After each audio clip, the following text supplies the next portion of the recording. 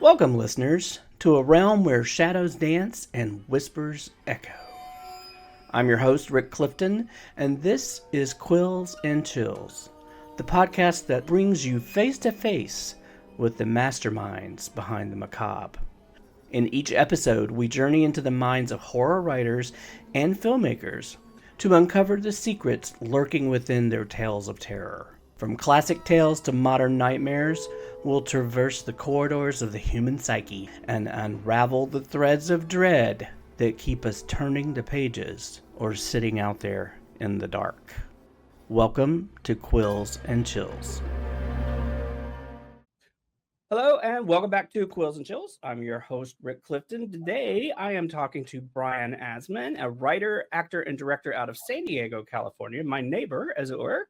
He is the author of the dark comedy Man, Fuck This House, which, my God, love. I love the title too. The title is what drew me to the book, as well as quite a few other titles. But today we are discussing his first full-length novel, Good Dogs, which is a gripping tale of survival. It talks about found family, and it's one of my favorite topics, the wild world of werewolves. So welcome to the show, Brian.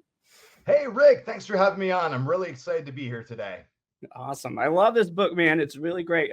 Werewolves are probably one of werewolves and vampires and witches are my three favorite characters. So out of horror. So you're already coming in on a good note for me. Thank you. Thank you. I appreciate that. Yeah. I've always loved werewolves too. I remember being a kid and, you had the Wolfman and like Lon Chaney Jr. and everything like that. And then in the 90s, in the Captain America comic, there was a 4-issue run where they turned him into a werewolf. And it was the craziest thing. At the time, it was like the craziest thing. I was like, wait, you can do that? And so it just kind of opened up my imagination as far as like what you could do with existing characters and how you can put your own stamp on things. Yeah, no, I remember that run, and it was a lot of fun to see. I also saw that. I think they brought that to life in the cartoon or comics, or sorry, animation as well. So it was fun to see. So tell us a little bit about yourself. So you're in San Diego, California. I'm in Los Angeles, so we're technically neighbors. So, right on. But tell us a little bit about yourself and sort of how you came to the industry and to writing. Sure. Yeah, definitely. So, like you said, I live in San Diego. I live at the beach. I'm actually about 11 blocks from the ocean right now. And if I were to open my blinds right now, I could see just a little thin slice of ocean from my office, which is kind of nice.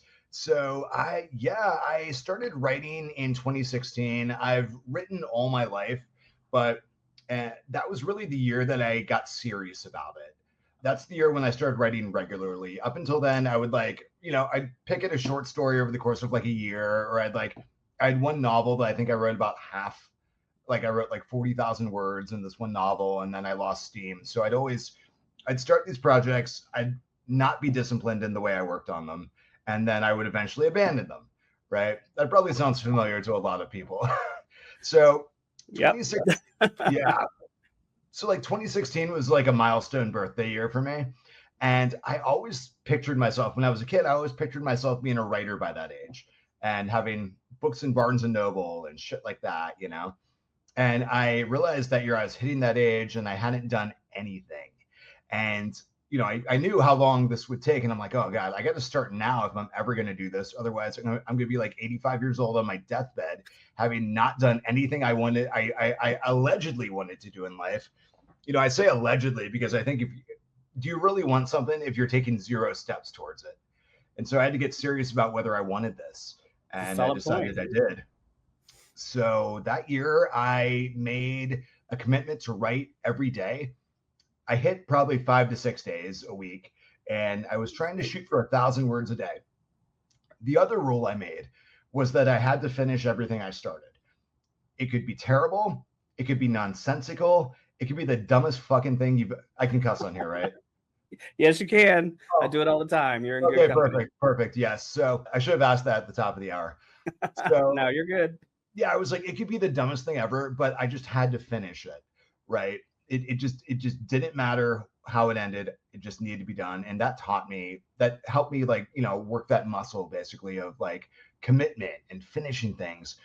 That year, I also in that spirit of finishing things, started a novel and actually finished it. So I wrote 16 short stories and completed my first novel that year. The Right novel on. was not good, but very few first novels are good. And I was still so proud of myself for doing it. I kind of, just from like a mental block standpoint, I got over that initial hurdle of like, well, how the hell do you even write 80,000 words or 90,000 words or 100,000 words? It seemed like an insurmountable task. Like, if you've never climbed before, thinking about climbing Everest, like how could a human being even do that? Right. And once you start making some small steps towards that, right, it starts to become a little more achievable and a little more achievable. So yeah, that year I got my first two publications that year as well, and things just went from there. That's awesome. What was your journey into horror? How did you find horror? Have you always been a fan of horror? Was it a slow process? Well, I started thinking about where I could make the most money. No, just kidding. Not at all. I've It's not always loved horror. horror. I've always loved horror, but like a lot of people, I was also a big scaredy cat as a kid. So I would watch. I remember just every year I would watch Garfield's Halloween Adventure at Halloween, and I loved it so much. But I was so terrified. Like every time the Ghost Pirates came out, like I would just be like, yeah, like hiding behind the couch, and then like Scary Stories to Tell in the Dark and all those books that are Right. staples of elementary school. Love those as well. I in my teens, I was also really into high fantasy. So yeah, stuff like Tad Williams and Terry Goodkind, I loved as a kid. Just the kind of sword and sorcery, adventures, wizards, kind of, I don't know. I was like a 13-year-old boy, so like reading about characters swinging their dick around was very exciting to me at that particular time. And then I got into crime because I've always loved reading. I've always been a voracious reader, but I think in my teens, like a lot of teens, I was worried about like how people would perceive me. And I got in my head that like sitting there on like the train or something reading a fantasy novel was nerdy. Whereas if I was reading fucking Elmore Leonard or something, then maybe I'd be like a little bit cool, or at least like, no one would notice me. In reality, no one notices you anywhere basically anyway. But this is all like teen boy thoughts, where you're just so worried about everything. Maybe that's why I write horror, because I was so afraid as a child of what people might think. Yeah, I got into horror because it scares me, and I used to be terrified of being scared, and I wanted to take that power back. So Yeah. totally get it. Sorry, I apologize. My gardeners show up every single time I turn the light on. I think they wait outside until they see the light, and they're like, "Go, go, go!" No worries. So I'm just gonna mute in between my questions and stuff, just so we can hear you. So Yeah, if you all, see all that, good. that's No what's worries. happening. So, all right, let's talk about this book. We got to talk about this book. So the first thing I want to say, and I don't think it's a spoiler, but if it is, I can edit it out. What I love about this book, I just got to say, most every werewolf story I think I've ever seen has always talked about werewolves from a bad kind of point of view. And I love the title. When I saw the title, when they sent it to me, I was like, hell yes, I'm in. Give me the book. I need to know what this is about. And it was everything I hoped it would be. It's about family, it's about the pack, it's about all of that stuff. So I'm going to stop talking and I'm going to ask you to tell us what this book is about and go. Yeah, absolutely. So the book is about a group of werewolves who are living together, managing their condition together, and then something horrible happens, and their life gets uprooted, and they flee to a ghost town in Central California. And the reason why they do that is because you will often periodically see these news stories about ghost towns that are for sale. So one of the things that inspired the book was me reading this story about a ghost town in Central California that was for sale for like $250,000, which, you live in Southern California too. You can't buy a studio apartment for even half that now, or even twice that now. It's like, so why not get a ghost town? So the idea is they run over to the ghost town to wolf out in peace and hide out from the law. And then a mysterious killer begins picking them off one by one. It's so good. It's so good. So I would love to talk a little bit about, you say they're managing their conditions together. I don't think it's a spoiler to talk about how. I love your approach to this. I thought it was smart and timely and all of those things. So talk a little bit about how they're managing this condition. Sure. Yeah. So they've set up invisible fences. essentially, where if they wear collars at night and the collars have silver clasps so they can't take the collar off, and if they run up into the boundary, they get a shock. And it's not necessarily painful enough to stop them, but it's so foreign to a wild animal's experience that it is truly terrifying to run into something like that. Just imagine being a dog and you're running across the yard, and all of a sudden, boom, something invisible stops you. So it's playing on the canine brain, and then there's the human brain, and the book is a little bit about the human brain and the canine brain, or lupine brain rather, interacting with each other. I loved it. I thought it was brilliant, and it was a brilliant new addition to the lore, and I thought it was great. It was favorite little moment in the book for me. Let's talk a little bit about the characters, especially Delia. I think she acts sort of as the den mother for the pack, helping them sort of manage their transformations and their condition and to stay safe. Let's talk a little bit about her character and the challenges that she faces being in this role and sort of what she goes through in the story. Spoiler free, of course. Yeah, absolutely. So Delia is someone who's always felt kind of lost in life and has never really felt like she belonged due to some stuff that happened to her as a kid, partially. And she finally wanders into this situation where she finds other people like her and feels some level of acceptance, but it comes with a price. And that price is everyone in the group slides into these roles that they have varying degrees of comfort with. Most of the characters are uncomfortable with their role in the group, and the group's dynamics are largely inspired by the pack behavior of wolves. And wolves are not necessarily actually packs, but family units.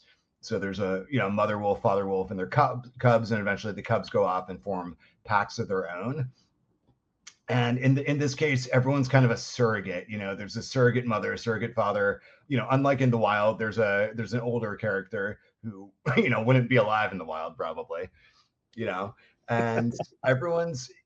I wanted to play with the idea of you felt like a freak all your life. You felt like an outsider. You finally find people like you, and yet it's not working out for you there either. And as we talked about, this novel, it explores the themes of found family and of finding your pack, I guess, if you will. With that in mind, I was wondering if you could talk a little bit about the relationships between all the different members of the pack. Sure, definitely. So we have Delia, who against her will essentially becomes the default mother figure as the oldest woman in the pack, and she's also the only one that's in a relationship. And her boyfriend Naughton, who is essentially, the character's name is inspired by one of the actors from American Werewolf, as astute readers will notice. So he's kind of a very Gary Cooper-esque kind of man's man type guy who's very he likes doing shit outdoors, and he's one of the few that are actually kind of comfortable with what he is, just because of his love of the outdoors, his unwillingness to really be a member of society, as it were. Then we have Lene, who's like the manic panic pixie hot goth girl, who's also semi-evil but has reasons for it, and is really grappling with her own trauma. And she's a bit of a loner, and she's in this situation because it's very difficult to survive on your own with this kind of, turning into a werewolf every couple months is one of those things that's kind of hard to manage on your own. And she has some very specific trauma around that is revealed in the book. But she's kind of constantly testing everyone around her. Then we have Joey, who's kind of like, I don't know, like an early 20-something shithead, kind of a douchebag. Not really a bad guy, but he's kind of drank the Kool-Aid of early 20s internet bullshit. Essentially, there's an Andrew Tate-esque figure in the book who gets in his head sort of, and is his the voice in his head he's always having conversations with. Essentially, the theme here is that they're all really fucked up people. And then we have Emily, aka Baby Girl, who is the youngest of them all, who's really still a teenager. And she had also, spoiler alert, she has a very checkered past of her own. She comes from a bit more of a religious background. And you can imagine if you are part of a religious family and then have a very hyper-Orthodox religious family, and then you have weird stuff like this happening, that's not a great combination either. So everyone's kind of grappling with their own nature and then the dynamics of the clan. Yeah, it's definitely a melting pot of found family for sure. I want to Yeah. talk a little bit about, well, so there's the incident that forces them to leave town and head to this ghost town of Talbot. I want to talk a little bit about the creature there that hunts the pack, and obviously there's a big revelation with the creature that's a spoiler, and I don't want to kind of give that away, but I was really fascinated by how you created this monster and how it came to be. So I know this is probably going to be a little tough, but talk about sort of without the spoilers. Talk about how that monster, how this creature came to be. It's really Ooh, great. okay, I don't know that's if a you can good do that. I don't question. know if you can do it, but yeah. Let me think about that. So I think the name popped into my head first. You I know, was hoping that was the case because I love the yeah, name. yeah, just the name. I was like, man, that is a really good name for a slasher. You know, yeah, Yep. any kind of urban legend type thing. Like, it's up there with like a Bloody Mary or something like that. And I think the antagonist was largely inspired just by I don't know, just like thinking through, like, what would a werewolf fear? I love that. You know, you know, So what it's really how great. how would that work? And what other what sorts of things might be in the woods and everything like that. So I know I'm being very vague. I'd love to talk more in depth about it, but yeah. Well, I will say this. I thought it was brilliant. Haven't seen it done before. For the audiences out there, I tell you, it is a definite twist on as Brian mentioned, the slasher story. It just, I loved it. I Oh, almost thank threw you. I almost threw the book across the room. I was like, "Oh, you're fucking kidding me!" Yes, so Yes. it was awesome. It was great. This It is, was great. thank you. Yeah, honestly, the creation of that character, I will say this, was largely motivated by my desire to have a Funko Pop made of something I've created, and I could just visualize it. When I was like, describing the villain, I was like, oh man, this will be a Funko Pop, no problem. I I love it, love it, love it. I want to talk a little bit about the fleeing to Talbot and sort of what that situation does to the group overall and how it affects their story and their dynamic. Because Yeah. I do feel like, being displaced as they were really sent sort of a jolt to the group. Yeah, absolutely. So I think when you have as just simply as a writer, when you have a group of characters all together, the thing that makes the most sense to do with them largely is to break them up. It's like an episode of Scooby Doo. We're gonna have Yep. everyone, like, let's all split up, and then you can focus on the dynamics between individual characters. And that's one of the things. I think the most important thing it does is really bring Delia's role within the group into a full Mhm. resolution, because in the house she's got her partner Naughton, and she's got Hirsch, who is kind of everyone's father figure, and breaking her off from from the only people in the group who are actually supportive, and essentially straining her in a car with three people who are varying degrees of shitheaded, is gonna help kind of draw out who she really is, and also draw into stark relief her own feelings and conflict about her role in the group. As well as the others, there are moments with each of them where they're forced to sort of face themselves and make decisions that is either going to make or break them. And I think it did exactly that. And some it made, some it broke. So for sure. Yeah, yeah. Thank you. And the other thing I'll add that it does is changing the composition of the pack, quote unquote, temporarily allowed some of the more wolf inspired dynamics to come to the fore. I Yeah. will say, and so some of the characters become, during the day, they become a little more of their wolfy selves, due to the fact that there aren't certain other people there. Which is exactly what I was hoping for, and you did that, so it worked great for me.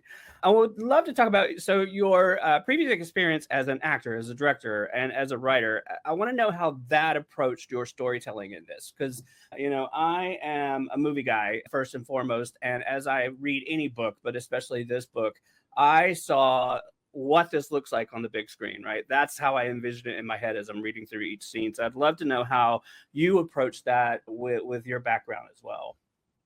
I'm When glad you, that you asked that, because that's one of the things that I think is one of the hallmarks of my writing, is I try and really convey a strong visual sense to what is happening in every story. My writing wasn't always like that, but one of the things that changed was when I took an MFA program in 2018 through 2020, and I took screenwriting as a cross. kind of a minor, essentially. And one of the things that I learned from screenwriting was the vision, how to create the visual composition of a scene in a really compelling way. And that's something that's carried through to my fiction, I think, is that when I approach scenes, I think about how would this look on the big screen? It also helps that I have a film agent who's actively trying to shop everything I do. So, it's definitely I have an ulterior motive to make everything a little more cinematic, but generally, I think as a writer of fiction, I am constantly battling with social media and YouTube and Netflix and everything else for people's attention, right? And if you can go play a PS5 game where you're a werewolf running through the woods, why would you pick up my book instead of just doing that and living the experience? So I'm always just thinking about how can I really try to give a reader their money's worth here and their attention's worth. Well, I would tell you the most cinematic scene for me, and there were a lot, but the most cinematic for me in the book, and I'm going to be really vague here, but I think you'll know what I'm talking about, is towards the end as Delia and Lene are running around a corner and they stop dead and come upon the creature. And there's the way you describe this creature and pose and stance and all of this stuff, I was like, oh, holy shit, this is the moment in the movie, right? So yes. that to me, that was I just loved it. It was like the most cinematic I think of all. And there's so many great little moments like the woods and all the stuff that's happening, but that to me, it was like that's that moment where you're like, oh, shit, when you're in the movie theater. So I loved it. So thank you. Yeah, it's like you can almost imagine they come around the corner and like the camera is focused on them and their faces, their eyes going wide, and then it cuts to like the ground and the camera like rising up to slowly pan up the body of what they're looking at, and so that we experience it with them. That's thank you. That was fun. I loved it. I swear. So I could gush about this book all day long with you. So feel free to.